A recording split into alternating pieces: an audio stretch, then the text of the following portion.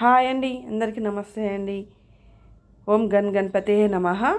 ఈరోజు వినాయక చవితి శుభాకాంక్షలు అండి అందరికీ. అందరూ బాగుండాలని కోరుకుంటున్నాను, అందులో నేను కూడా బాగుండాలి. ఈరోజు వినాయకుడికి ఎంతో ఇష్టమైన కుడుములు చేశానండి. ప్రాసెస్ చేద్దాం పదండి. ఒక ప్యాన్ తీసుకొని కప్పున్నర వాటర్ తీసుకున్నాను.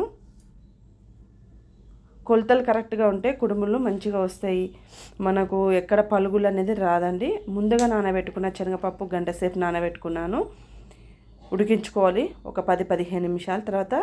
అదే కప్పుతో బెల్లం తీసుకున్నానండి. తర్వాత 1 టేబుల్ స్పూన్ కొబ్బరి తీసుకున్నాను, ఇలాచి పౌడర్ తీసుకున్నాను.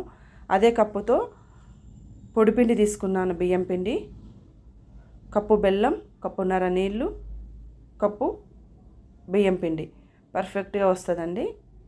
ఇలా మనకు కుక్ అయినాక నెయ్యి వేసుకోవాలి. మొత్తం చల్లారాలి మిశ్రమము.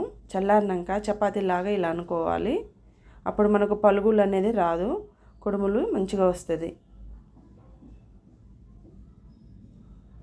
చేతికి నూనె అన్న నెయ్యి అన్న అప్లై చేసుకొని మనకు నచ్చిన షేప్లో చేసుకోవాలి. నేను కొన్ని ఉండ్రాలు చేశాను చూడండి, కొన్ని ఏమో కుడుముల షేప్ ఇలా చేతికి ఇలా అనుకొని కుడుము షేప్ ఇవ్వాలి, అంతేనండి, ఈజీనే.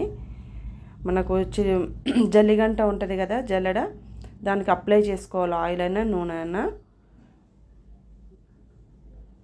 ఇప్పుడు మనం చేసి పెట్టుకున్న కుడుములను అందులోకి వేసుకోవాలి.